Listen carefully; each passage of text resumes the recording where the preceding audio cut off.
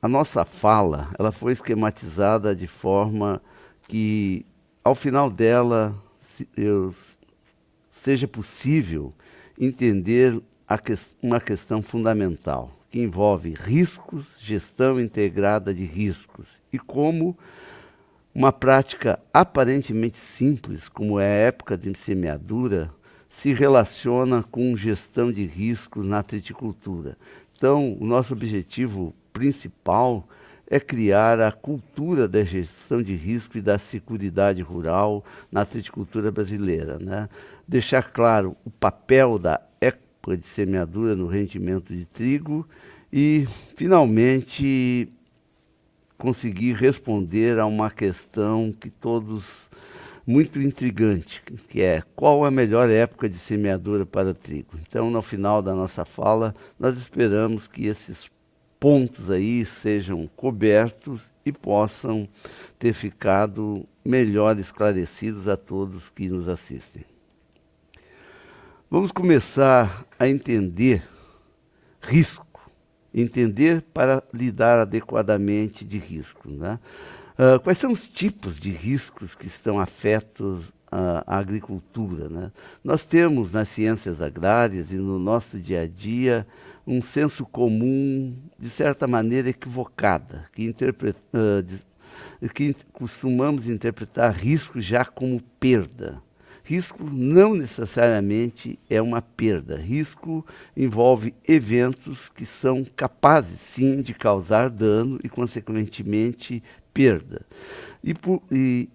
No geral, quando se fala em risco, nós estamos falando sobre futuro, coisas que ainda não aconteceram. E o futuro, ele é caracterizado por incerteza, né? O que caracteriza o futuro, o que diferencia o que está por vir daquilo que já passou, é a incerteza. Quando se quantifica probabilisticamente qual é a chance, qual é a probabilidade de um determinado evento acontecer, nós deixamos o ambiente da incerteza e passamos efetivamente a falar que estamos lidando com riscos. E existe uma analogia que eu considero muito adequada no caso da agricultura, que ela é vista, referida por muitos como uma ilha cercada de riscos por todos os lados. E efetivamente, como uma atividade a céu aberto, são muitos os riscos que podem afetar a atividade agrícola de modo geral e a triticultura de forma particular. Nós estamos aí presentes, todos têm clareza a questão do clima, né? Os riscos de natureza climática. Estão aí as estiagens que causaram grandes problemas nos cultivos de verão, estão as geadas que podem determinar grandes danos na triticultura, estão as chuvas excessivas que também ocasionam danos, as precipitações de granizo, os ventos muito fortes causando acamamento de plantas, enfim, existem os mais variados riscos ligados ao clima. Então, riscos climáticos são realidades, afetam a triticultura brasileira e, como de resto do mundo todo, não é um privilégio nosso, mas há outros riscos. Os riscos ligados ao mercado, a questão dos preços, né? O Brasil, no caso o trigo sendo uma commodity, o Brasil não sendo um grande player no mundo, apesar de produzir mais de 10 milhões de toneladas de trigo, nós somos tomadores de preço. E o preço do trigo depende da formação que é formado em bolsas, né? Então, como commodity, nós temos os riscos inerentes atrelados à questão mercadológica. Clima e mercado, efetivamente, formam os dois principais riscos para a triticultura brasileira e mundial.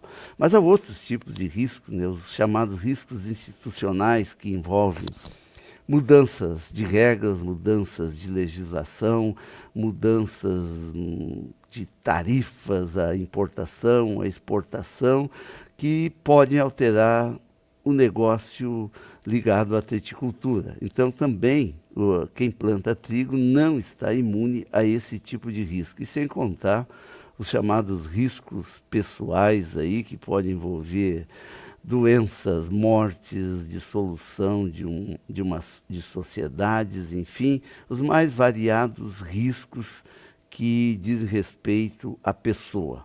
Por isso é que se fala em gestão integrada de riscos, né? O que busca todo produtor rural, todo triticultor? No caso, ele busca a maximização da receita e a diminuição dos custos. Essa é a receita fundamental da proposta em curso do Trigo Cultive Rentabilidade. Maximizar a receita e reduzir custos. E como é que se faz isso? Isso se faz com decisões que são tomadas antes da semeadura da cultura, que envolve, por exemplo, desde a escolha da cultivar, desde a tecnologia de produção que será adotada, o momento da semeadura. Então, são decisões anteriores, né? Durante a condução da lavoura, as práticas de manejos que serão adotadas nos momentos corretos, as doses, os tipos de produtos que serão utilizados durante a condução. E depois na questão da própria comercialização, da venda, da formação de preços, da formação de retorno. Então, as decisões na questão do cultivo e rentabilidade começam antes, são postos em prática durante a lavoura no campo e continuam depois da colheita. E existe algo que nem sempre é muito claro, que é que essas relações não são claramente determinísticas, como costumamos imaginar que sejam, né? Essas relações são ditas difusas, que envolvem a frequência dos eventos, a intensidade dos eventos e a vulnerabilidade da cultura. Tomamos como exemplo fenômenos, um risco climático muito comum na triticultura, que é a questão das geadas. Existe uma frequência, uma probabilidade da ocorrência de um evento geada no mês de julho, no mês de agosto, no início do mês de setembro, mas existe também a intensidade. Pode ser um evento fraco, médio, extremamente forte, e existe a vulnerabilidade da cultura, que é a fase. Todos temos muito claro que o trigo é muito vulnerável à geada quando esse fenômeno atinge as lavouras na fase ao redor ali do espigamento, da floração, a partir do emborrachamento, início da formação dos grãos. Então, essa fase é a fase da vulnerabilidade extrema da cultura. Não que em outras fases não sejam, mas momento crítico para a questão geada, é claro que depende da intensidade, né? Por isso que eu disse, e torno a repetir, essas relações não são tão matematicamente definidas como muitos imaginam ou gostariam que fosse. E o que tem que ser posto em prática é a gestão de risco e gestão da produção, né? Gestão integrada de várias práticas na questão do risco, de redução, de escape, de transferência de riscos e de manejo de culturas. É isso que nós vamos tratar aí nessa nossa fala. A primeira grande questão é entender quais são os fatores que determinam o rendimento, seja do trigo ou de qualquer cultura. Nós temos fatores que são redutores do crescimento, do rendimento, que reduzem o rendimento. E aí o que nós lançamos mão de fatores protetores. Se são plantas daninhas, reduzem rendimento pela competição, doenças reduzem rendimento por atacar as plantas, por afetar as superfícies fotossinteticamente ativas, por afetar a qualidade dos grãos mais adiante, pragas, idem. Nós lançamos mãos aí de herbicidas, inseticidas, fungicidas. Então, fatores protetores, né? Geada reduz o rendimento, granizo reduz o rendimento, nós usamos de outras medidas, né? Usamos medidas principalmente no caso do granizo, se for fruticultura, mas não é o caso aqui, a triticultura, se lançariam as mãos das telas de proteção anti-granizo. Ok? Nós temos aqueles fatores que limitam o rendimento, né? limita o rendimento por água, por nutrientes, enfim. E o que isso que faz? Nós lançamos mão de fatores que promovem o rendimento, fatores promotores, né? A irrigação entra nessa seara, no caso da triticultura do Rio Grande do Sul, da Santa Catarina, Paraná, não são irrigadas, mas no Brasil Central nós estamos potencialmente, né, no Cerrado brasileiro, áreas irrigadas que se lança mão de fatores promotores da água. Mas nós usamos mão, sim, da nutrição, né, dos nitrogênios na adubação de cobertura, na questão da adubação de base com NPK, enfim, precisamos nas correções do solo pela questão de acidez. Então, todas essas questões são fatores que promovem o rendimento. E nós temos outro ponto a ter clareza, porque isso se liga com a época de semeadura, que são aqueles fatores que definem o potencial de rendimento, né? Ou o rendimento potencial, se nós quisermos considerar. Aí entra, esses fatores determinam que local a energia, a radiação solar, né? Seja o CO2, a matéria básica da fotossíntese, né? Temperatura, mas entra também a espécie, né? É óbvio que as espécies diferem em potencial de rendimento. Dentro da espécie, a escolha da cultivar, não havendo nenhuma limitação, o rendimento potencial acaba sendo definido nessa escala. Pelo ambiente, quando eu planto, época de semeadura, entra aí, pela cultura, pela cultivar que eu escolho. Então, por tudo que eu falei, né, qual seria o papel da época de semeadura na expressão do rendimento do trigo? Essa questão, ela parece simples, né? Mas ela não é fácil de ser respondida. Época de semeadura, o momento da semeadura, é uma definição que eu rotulo de estratégica na triticultura. Por quê?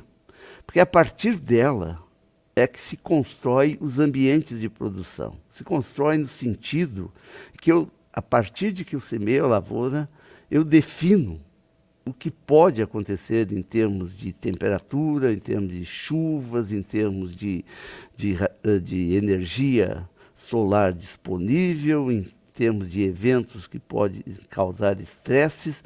Então, a época de semeadura, ela pode e define, sim, a construção dos diferentes ambientes de produção do trigo. A teoria de escolha é aparentemente simples, né? Sincronizar os requerimentos, as necessidades dos cultivos com a disponibilidade dos recursos do ambiente. Uma teoria simples, mas a definição difícil. A escolha é difícil, ela não é tão fácil quanto aparenta essa mera sincronização das necessidades, das exigências, dos requerimentos dos cultivos com as disponibilidades do ambiente. Eu não posso ignorar que existe um enfoque de sistema de produção que se busca, mais do que tirar o máximo de rendimento de um cultivo isolado, buscar a maior eficiência econômica do empreendimento rural. E aí, muitos optam por colocar o trigo, fazer a semeadura do trigo no momento indiscutivelmente de maior risco, por exemplo, de geadas, né, para buscar a semeadura da soja antecipada. Mais do que equacionar a combinação de um ciclo de trigo com um grupo de maturidade relativa da soja, se adota uma pressuposição simplificada, não necessariamente correta, de que plantar soja extremamente no cedo eu tenho maior rendimento. Depende do grupo de maturidade dessa cultivar de soja, depende das condições do ano, mas é óbvio também que atrasar extremamente a semeadura da soja, entrando a partir de final de dezembro, meados de dezembro adentro, o potencial de rendimento dessa cultura cai, ainda que se produza economicamente pelo valor da soja. Então, isso que eu estou colocando, essa busca, muitas vezes, de melhorar a condição ambiente da cultura subsequente ao trigo, especificamente a soja, tem levado muitos produtores a colocar desculpe, o trigo numa condição ambiente de risco maior. Essa é uma questão que precisa ser um bom equacionamento. Sucessão de espécies, esquema de rotação de cultivos em uma mesma área é fundamental. É fundamental e existe sim conhecimento técnico sobre isso, sobre combinações, ciclos de cultivares de trigo, grupos de maturidade relativa de cultivares de soja, que permite não predispor o trigo a um risco elevado a aventuras que às vezes dão certo e viram regra. Então a questão posta é essa: qual a melhor época de semeadura para trigo em uma dada região? Eu não tenho dúvida em responder que a melhor época de semeadura, o melhor período, melhor calendário de semeadura para trigo no Brasil é a proposta do calendário definido pelo zoneamento agrícola de risco climático. Nem antes e nem depois. Há tempo suficiente para a semeadura do trigo dentro do calendário ZARC.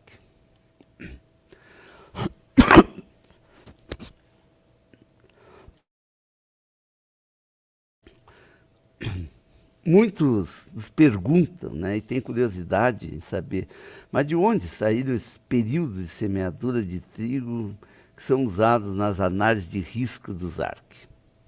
Eu diria que saíram de uma longa tradição de pesquisa em trigo no Brasil, que só em eventos de natureza técnica, como as reuniões da Comissão Brasileira de Pesquisa de Trigo e Triticale, somam-se 55 anos. Desde 1969, com a primeira reunião da Comissão Sul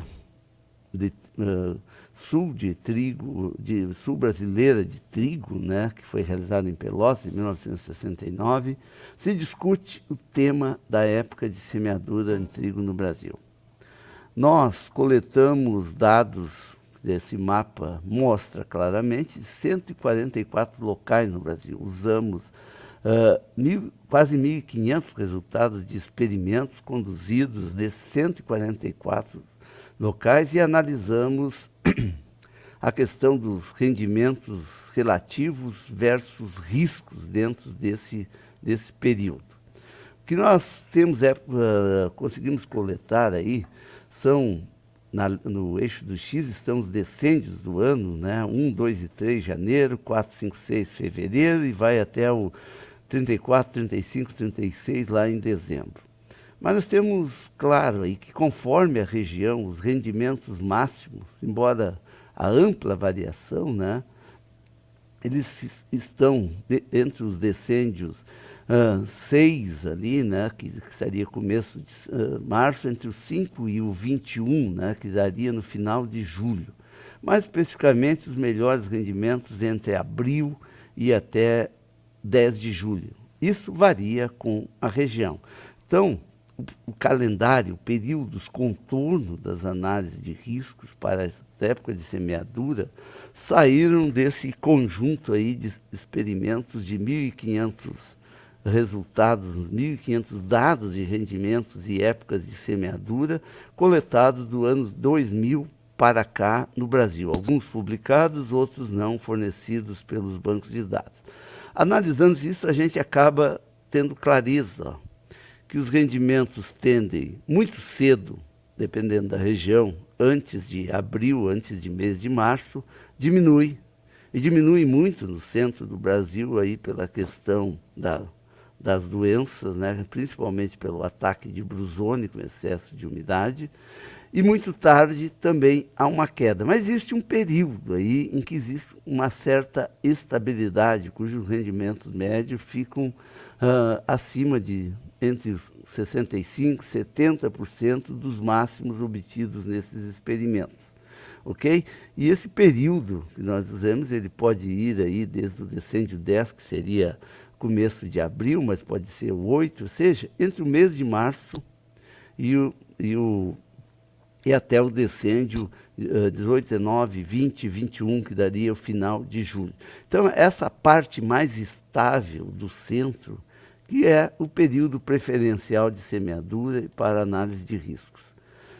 Com base nisso, é que se definiu um calendário de semeadura de trigo no Brasil, que o trigo sequeiro, evidentemente aqui, ó, nós estamos falando que vai nessa zona em laranja, no centro do país, no Cerrado brasileiro, começa a partir de 1º de março e vai até o fim de abril.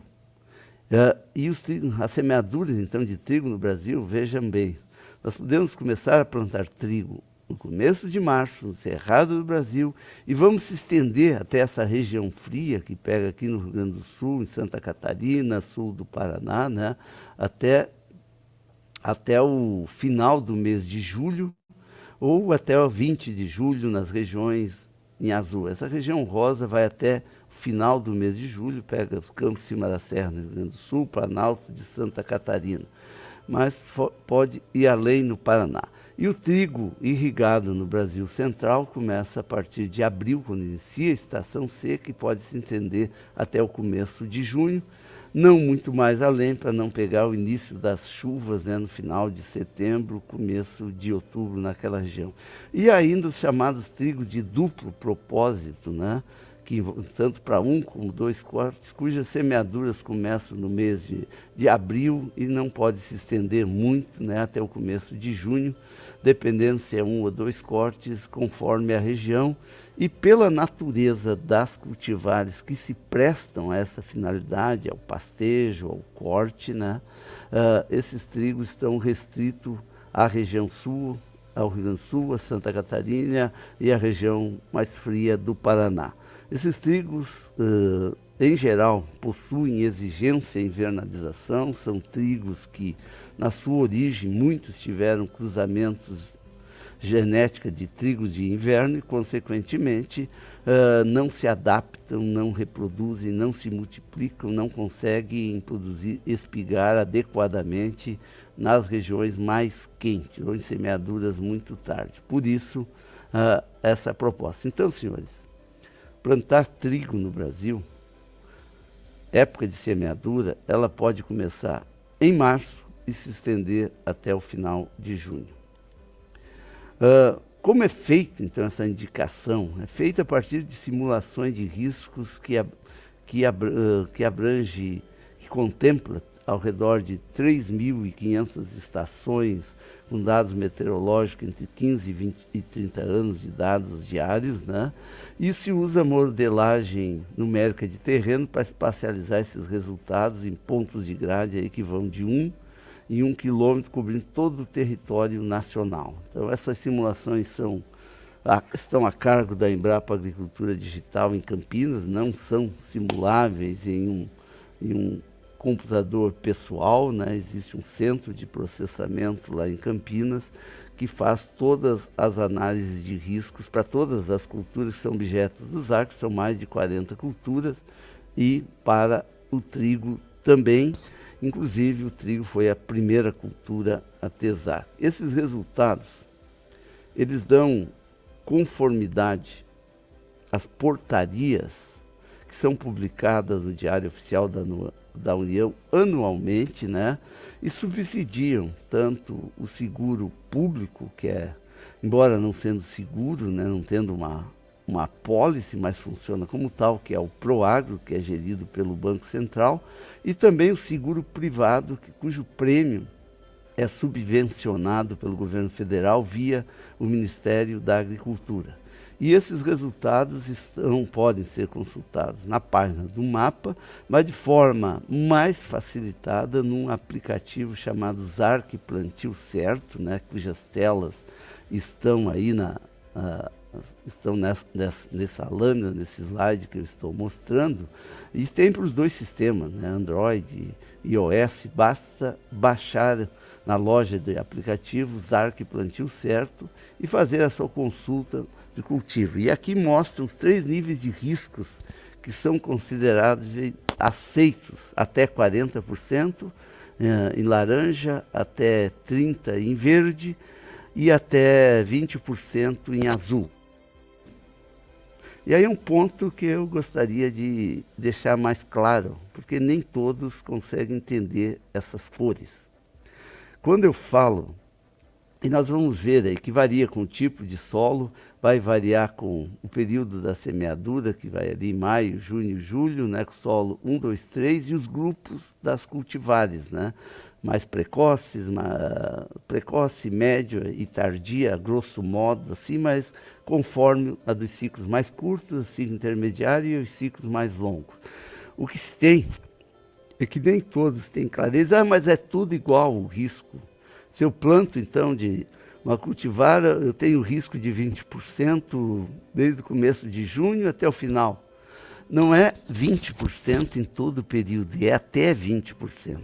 É evidente, no caso do risco de geada, quando eu digo está na cor azul 20%, se ele está bem no começo do ciclo, ele pode ser 19%. Ou seja, ele está quase no limite da aceitação do nível de 20%, mas mais do final do período ele pode ser 2%, pode ser 4%, pode ser nada por cento. Então tem que se olhar para esse 20, 30, 40 como probabilidades acumuladas. Por isso, se eu falo em risco de 20% num plantio de um trigo no começo de junho, no meado de junho, no fim de junho, mesmo 20%, não é o mesmo 20%. No começo, torna a repetir, pode ser 18%, no meio pode ser 14%, e no final, a última recomendação pode ser 2%. Okay? Por isso é importante, se fala muito em escalonamento de época de semeadura como forma de diluição de risco. Nós vamos ver isso mais adiante. Existe uma mudança em curso no SARC, né? Se fala muito em solos tipo 1, 2 e 3, e a mudança já está sendo posta na cultura da soja para a safra que vem no próximo ano, mas ela também abrangerá todos os cultivos. Essa é uma mudança que buscou um aprimoramento na melhor definição, ainda que no sul do Brasil água não seja, embora alguns anos, nas regiões do noroeste do Rio Grande do Sul, oeste Santa Catarina, oeste do Paraná, norte do Paraná, pode ser problema, né? No Rio Grande do Sul, em geral, nós temos excesso de chuva. Mas no Brasil central, a umidade ela é um fator que pode mudar essa configuração. Então existe uma mudança de sair de 3 tipos de solo e ir para 6 águas disponíveis, 6 disponibilidades de água em função das frações granulométricas da composição de cada solo. As frações areia, silt e argila. Ok, senhores? E essa base dessa mudança estão nessas publicações que eu coloco aí na tela, né? O Boletim de Pesquisa e Desenvolvimento 272, o Comunicado Técnico 135, que pode ser baixados na BDPA da Embrapa, Base e Pesquisa Agropecuária, né? Mas se botar esse Boletim de Pesquisa e Desenvolvimento 272, Comunicado até 135, Embrapa, no Google, chegam.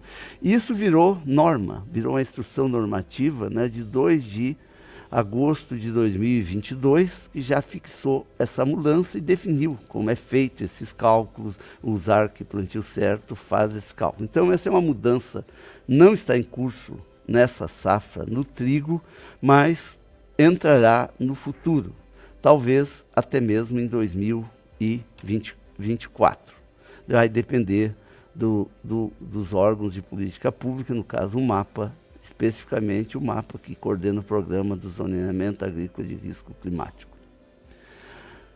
A instrução normativa, que era vigente de 9 de outubro de 2008, era apenas 3 tipos de solo, 35, 55 e 75. E, a grosso modo, se rotulava de arenoso, de textura média e argiloso, né? E ela passa agora a lidar com uma mudança, né? Que são 6 capacidades de águas disponíveis, né? E, consequentemente, 6 disponibilidades de água que vão determinar 6 capacidade de água disponíveis, que podem variar de 24 até 95 milímetros. Em alguns locais pode piorar, em outros pode melhorar essa indicação. É isso que nós vamos ver adiante. A mudança, então, água disponível dos solos, que vigorou em 2023, talvez vigore em 2024, né, mudando para essas diferentes capacidades, né, de 24 a 95, e quem sabe, já está em um piloto com a soja, a mudança para os níveis de manejo, que é a mudança também para mais 4 níveis de manejo. Então, são essas mudanças que estão a vir nas indicações de época de semeadura, para trigo e para qualquer cultura que receba subsídio do governo federal na questão do crédito seguro rural, tanto Proagro como PSR. Ok? Então, em 2023, vigora ainda os 3 tipos de solo. 2024, possivelmente, vigorará as 6 águas disponíveis. 2025 e adiante, novas mudanças com a questão do ZARC, trigo, nível de manejo, tal qual existe o piloto para a soja no Paraná, já na próxima safra. Está em validação. O ZARC nível, aí eu quero falar um pouco nisso, né? Essa publicação que está aqui, né? ZARC nível de manejo, cultura, piloto, soja. São 4 níveis de manejo, ó, que vai ficando mais complexo, mais refinado, 1, 2, 3 e 4. E por que eu estou falando isso? Bom, a proposta que não é trigo, porque nós precisamos construir quais são os níveis de manejo para o trigo, que pode dar uma sustentabilidade às políticas de crédito rural e a maior estabilidade à produção de trigo e rentabilidade. Afinal, nós estamos aqui com uma proposta de cultivo rentabilidade. Valem os mesmos critérios usados para a soja que se aplicam no trigo? Eu diria que alguns sim. Que começam aqui, ó, os critérios, desde os tempos de revolvimento do solo, em anos, né, para o sistema plantio direto, menos que 3, 3,5, a cobertura do solo na pré-semeadura da cultura, né, os valores da CTC, da saturação de base do solo, a CTC do solo, né, o conteúdo de cálcio em profundidade, né, enfim, o índice de qualidade estrutural do solo, que é medido pelo DRES, né, o índice de qualidade do solo, são várias questões que eu não vou me ater aqui, são 7. E aqui um que eu acho que é fundamental para o trigo, né? A diversidade de culturas, e vamos entender não só a diversidade de cultura, mas a rotação de culturas, né? Essa é uma prática que nos anos 70 e 80 salvou a triticultura do fracasso das podridões radiculares, né? E com o passar dos tempos foi abandonada, mas não há dúvida, é uma prática milenar. Quando foi posta em prática no Brasil, nos anos 80 especialmente, né, mudou a nossa base de produção.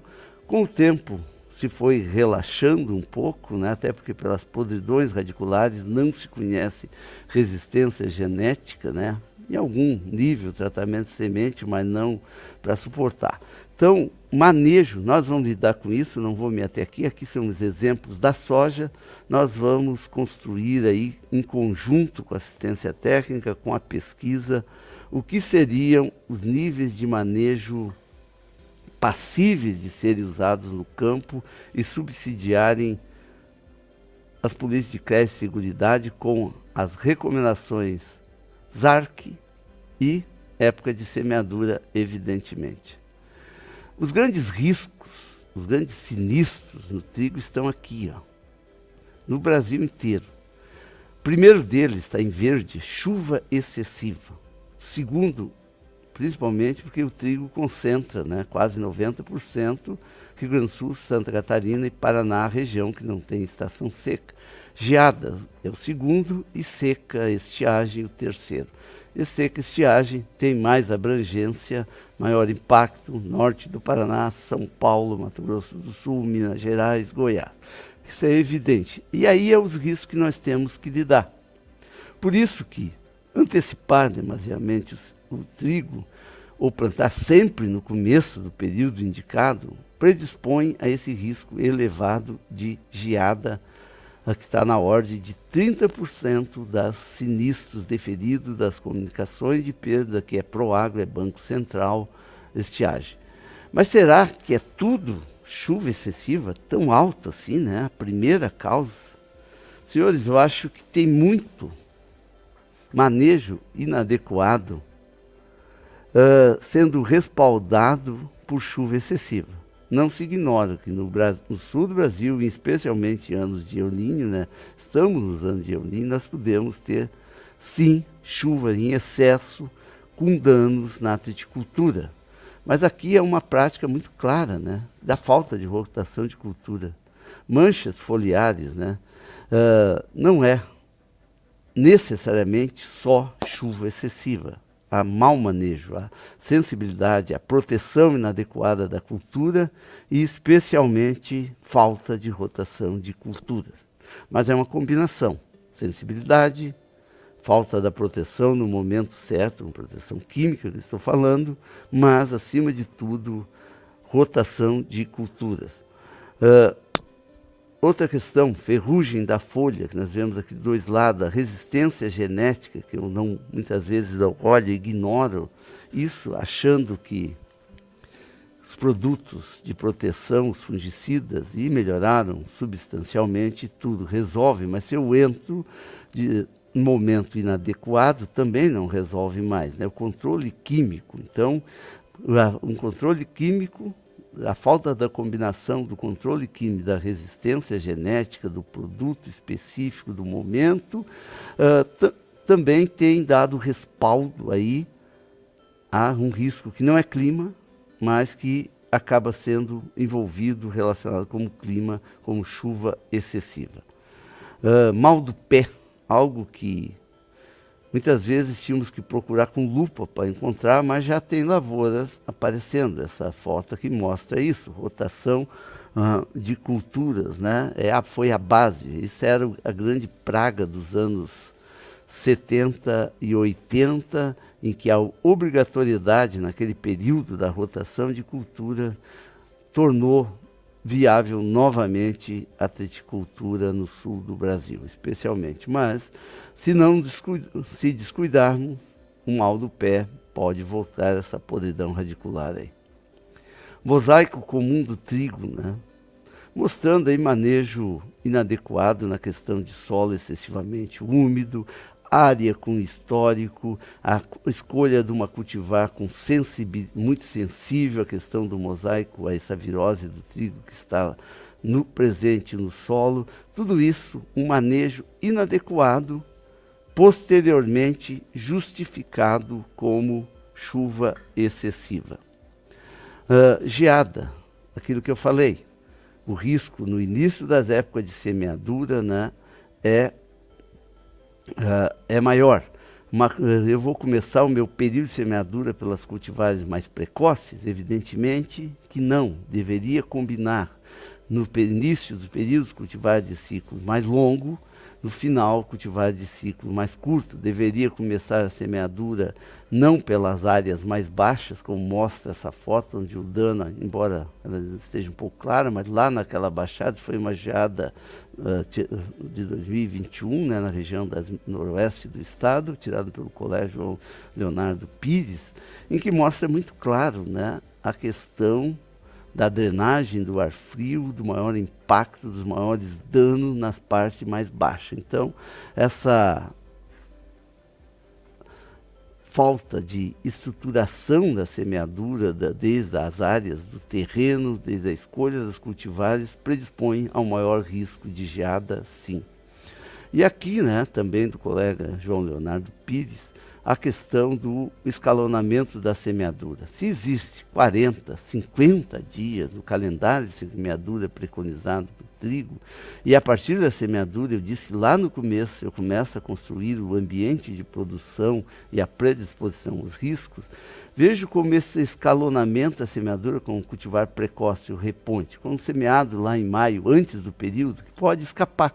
Muitas vezes eu posso ficar satisfeito com 3.800 quilos, mas pegou geada, comeu parte do rendimento dessa cultura, que escalonada já dentro do período do mês de junho até o início de julho, obteve rendimentos acima de 5.000 quilos por hectare. Então eu perdi 1.200, 1.300, 400 quilos de grãos, que pode ser boa parte do lucro, simplesmente por essa pressa, por essa antecipação antes do calendário de semeadura preconizado. Não esperei o mês de junho e corri para o mês de maio, ansioso para plantar e buscando tirar logo esse trigo para semear a soja mais cedo. Então, esse ponto não pode ser esquecido, ele deve ser contemplado. É uma forma de diluição de riscos, de evitar riscos. Por isso que eu torno a repetir, né, algo que eu tenho insistido já há um certo tempo, né, que nós não vamos resolver todos os problemas de risco climático da agricultura brasileira, em particular da triticultura, apenas com um calendário de semeadura e uma lista de cultivares. Ok? Nós precisamos de integrar essa época de semeadura com manejo, com produtividade. É por aí que está vindo os novos produtos da série ZARC. Nível de manejo, ZARC e produtividade, coisas que visam melhorar, subsidiar melhor a tomada de decisão dos triticultores brasileiros, independente, seja no sul, no centro do país. Em termos de considerações finais, mais que só a época de semeadura, e ela, eu diria, se inclui nas boas práticas de manejo, pelas aquelas considerações. A partir da época de semeadura, eu defini o meu ambiente de produção dali para frente, o que vai acontecer. Eu não mudo mais, eu não a menos que eu ressemeie a lavoura, evidentemente, mas se eu não fizer outra semeadura, ali está posta, está fixa. Daí eu tenho que manejar o ambiente que vem para frente. Então, boas práticas de manejo são indispensáveis nesse caso. Por isso que eu falo, gestão da produção. A gente pensa muito em gestão como administração, mas essa gestão está lá dentro, né? Começou com as tomadas de decisões anteriores, com as escolhas, né? Com o planejamento, a escolha da cultivar, com a escolha dos insumos, e depois, ao longo da lavoura no campo, a tomada de decisão no momento certo, a gestão da produção, desde a colheita, outro ponto fundamental, né? Muitas vezes é comum passarmos aqui na região sul, nos meses de outubro, de novembro, se observar aí nas beiras das rodovias, lavouras de trigos prontas para colher e esperando. Coincide muitas vezes com o momento da semeadura da soja, dependendo da estrutura de mão de obra, disponibilidade de máquina, essa priorização, e ficam lá no campo. É óbvio que a lavoura de trigo pronta deve ser lavoura colhida. Por quê? Porque chuvas no período da colheita afetam negativamente a qualidade do produto, a tipificação, diminui o pH, mas pode ser muito pior. Pode dar início ao processo da germinação dos grãos, ainda na espiga, né? Reduzir o chamado fallow number, o número de queda, e desclassificar os grãos para a comercialização para a indústria moageira, especialmente, né? Então, nós falamos sempre em gestão integrada de riscos, evitar riscos, com aquelas decisões de escalonamento, de época de semeadura, de diversificação dos ciclos de cultivares, né? Rotação de culturas, né? Para mitigar ou reduzir os riscos e, acima de tudo, transferir riscos. Como é que se transfere risco? É pela seguridade rural, pela adesão ao Proagro, pela adesão ao seguro privado, né? Que tem o subsídio da subvenção ao prêmio do seguro rural privado, PSR. São decisões que eu transfiro quando eu faço um seguro de um automóvel, enfim, de um carro, de uma casa, contra incêndio, contra outros danos, né, de qualquer bem, um seguro de vida. Eu estou transferindo o risco para outro, para terceiros. Então, a gestão integrada de risco envolve isso. Escape, práticas de manejo para mitigar, reduzir, evitar e transferência de riscos pela Seguridade Rural. Eu paro por aqui, fico à disposição caso exista alguma pergunta e reitero, época de semeadura de trigo no Brasil, em qualquer lugar, seguir o calendário preconizado pelo SAR, que eu não tenho dúvida nenhuma, associado com as medidas de manejo, com boas práticas de manejo, é que será possível, sim, falarmos em cultivo de rentabilidade em trigo, seja em qualquer ponto do Brasil, no Rio Grande do Sul, Santa Catarina, no Paraná, e nós saudamos essa proposta aí que tem sido levada a cabo pela APASUL, pela APASEM, a Procesc, Biotrigo Genética, Embrapa, Fundação Prosemente, OR Genética Semente e Semevilha,